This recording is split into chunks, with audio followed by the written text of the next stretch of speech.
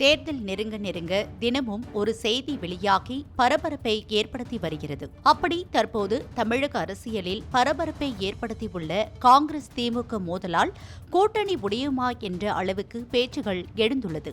காமராஜர் குறித்து திருச்சி சிவா பேசியது இப்படி அனலை கக்க என்ன காரணம்?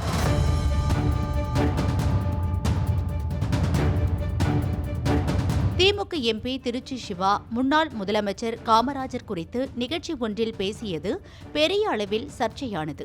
அவர் பேசும்போது மின்சார தட்டுப்பாடு குறித்து தமிழகம் முழுவதும் காமராஜர் கண்டன கூட்டம் போடுகிறார். ஆனால் காமராஜருக்கு ஏசி இல்லையெனில் உடம்பில் அலர்ஜி வந்துவிடும். அதற்காக அவர் தங்கும் அனைத்து பயணியர் விடுதிகளிலும் குளிர்சாதன வசதி அமைக்க உத்தரவிட்டதாக கருணாநிதி கூறினார். தன்னை எதிர்த்து பேசினாலும் அவரது உடல்நிலையை கருதி நான் உத்தரவிட்டேன் என்றும் கருணாநிதி கூறினார் என்று கூறினார்.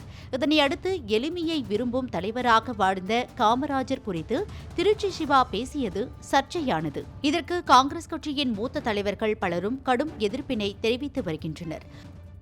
முதல்வராக அரசினர் விடுதியில் தங்கியிருந்த போது வெப்பம் அதிகமாக இருந்தால் மரத்தடியில் கட்டிலை போட்டு உறங்கியவர் காமராஜர்.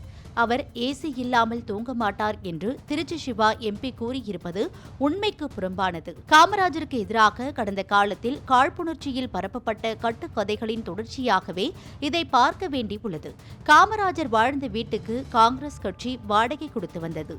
அது அவரது சொந்த மாளிகை என்பது போன்ற திமுக பரப்பிய கட்டுக்கதைகளாலேயே காமராஜர் தேர்தல் களத்தில் வீழ்த்தப்பட்டார் என்பது வரலாறு. காமராஜருக்கு எதிராக பரப்பப்படுகிற கட்டுக்கதைகளுக்கு பதிலடி கொடுக்காமல் இருந்தால் காமராஜர் ஆன்மா நம்மை மன்னிக்காது என்று செல்வ பெருந்தகை காட்டமாக தனது கண்டனத்தை பதிவு செய்துள்ளார்.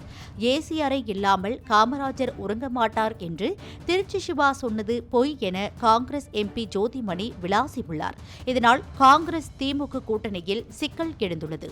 பாஜகவை சேர்ந்த அண்ணாமலை இன்னும் ஏன் காங்கிரஸ் திமுகவுடன் கூட்டணியில் உள்ளது என சீண்டியுள்ளார். அதோடு காங்கிரஸ் திமுக கூட்டணியை விட்டு வெளியே வந்தால் அவர்களுக்கு வேறு கூட்டணி ஆப்ஷன் இல்லை. தாவேகாவுடன் சேரலாம். அதிமுக கூட்டணியில் பாஜக உள்ளதால் அங்கு செல்வது குறித்து நினைத்து கூட பார்க்க முடியாது. தாவேகாவுடன் செல்லலாம் என்றால் அதுவே புதிய கட்சி. புதிதாக தேர்தலை சந்திக்கிறார்கள். அவர்களுடன் சென்றால் பல இன்னல்களுக்கு ஆளாகலாம்.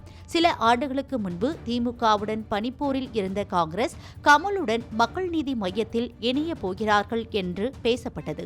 ஆனால் ஒரே தேர்தலில் கமலே தனது கட்சியை திமுக கூட்டணியில் இணைத்துக் கொண்டார்.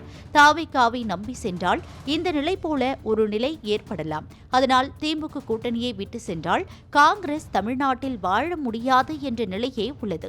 அதோடு சாதாரணமாக திருச்சி சிவா தன்னிடம் கலைஞர் கருணாநிதி பேசியதை பகிர்ந்ததற்கு இப்படி இந்த அளவுக்கு அரசியலாக்க வேண்டிய அவசியம் என்ன என்ற பேச்சும் எழாமல் இல்லை. வேண்டும் என்றே எதிர்க்கட்சிகளும் காமராஜருக்கு ஆதரவாக பேசுவதாக திமுக காங்கிரஸ் கூட்டணியை உடைக்க துடிப்பதாக சிலர் பேசுகின்றனர். எது எப்படியோ இப்போது காமராஜர் குறித்து திருச்சி சிவாவின் பேச்சு தமிழக அரசியலில் ஒரு பூகம்பத்தை கிளப்பிவிட்டிருக்கிறது. இது எப்படி முடியும் என்பதை பொறுத்திருந்துதான் பார்க்க வேண்டும்.